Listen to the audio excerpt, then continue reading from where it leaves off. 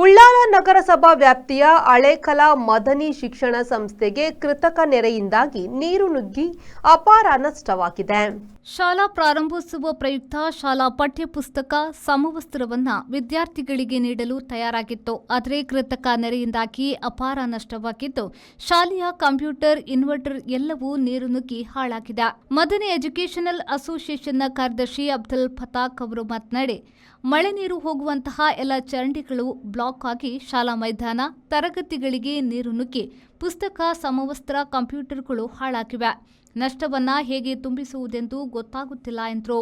ನಿನ್ನೆ ರಾತ್ರಿ ಸುರಿದಂತಹ ಧಾರಾಳಕರ ಮಳೆಯಿಂದಾಗಿ ನಮ್ಮ ಮಳೆ ನೀರು ಹೋಗುವಂಥ ಚರಂಡಿಯಲ್ಲಿ ಎಲ್ಲ ಕಡೆ ಬ್ಲಾಕ್ ಆಗಿ ನಮ್ಮ ಮೈದಾನ, ನಮ್ಮ ಕ್ಲಾಸ್ ರೂಮ್ ಎಲ್ಲ ಕಡೆಯೂ ಕೂಡ ನೀರು ನುಗ್ಗಿ ನಮಗೆ ಸಾಧಾರಣವಾಗಿ ತುಂಬ ನಷ್ಟ ಆಗಿರುತ್ತದೆ. ನಮ್ಮ ಇನ್ವರ್ಟರ್, ಕಂಪ್ಯೂಟರ್ನ CPU ಗಳು, ಕೆಲವು ಪುಸ್ತಕಗಳು ಮತ್ತು ಯೂನಿಫಾರ್ಮ್ಗೂ ಕೂಡ ನಷ್ಟವಾಗಿದೆ. ಇನ್ನು ನಮ್ಮ ಶಾಲಾ ಮುಖ್ಯಸ್ಥರು ಈಗಾಗಲೇ ಬರಲಿಕ್ಕಿದ್ದಾರೆ. ಅವರ ಕಪಾಟಿನಲ್ಲಿರುವ ವಸ್ತುಗಳನ್ನು ಓಪನ್ ಮಾಡಿ ನೋಡಿದಾಗ ಅದರಲ್ಲಿ ಇರುವಂಥ ವಸ್ತುಗಳು ಏನಾಗಿದೆ ಅಂತ ಗೊತ್ತಾಗ್ಬೋದು.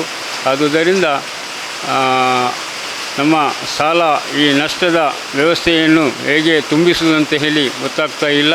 ಈಗಾಗಲೇ ನಾವು 29 ತಾರೀಕಿಗೆ ಶಾಲಾ ಪ್ರಾರಂಭ ಆಗ್ತದಂತಹ ಎಲ್ಲ ಕ್ಲಾಸ್ ರೂಮ್ಗಳನ್ನು ಕ್ಲೀನ್ ಮಾಡಿಕೊಂಡು 30 ತಾರೀಕಿಗೆ ಪ್ರಾರಂಭ ಮಾಡಬೇಕಂತ ನೆನೆಸಿದ್ದೆವು. ಸೈಯದ್ ಮದನಿ ದರ್ಗಾದ ಮಾಜಿ ಪ್ರಧಾನ ಕಾರ್ಯದರ್ಶಿ ಹಾಜಿ ಮೊಹಮ್ಮದ್ ವಾಹಾ, ಶಾಲಾ ಪ್ರಾಂಶುಪಾಲರಾದ ಅಬ್ದುಲ್ ಅಜೀಜ್ ಊರಿನವರು ಉಪಸ್ಥಿತರಿದ್ದು ಪರಿಶೀಲಿಸಿದರು.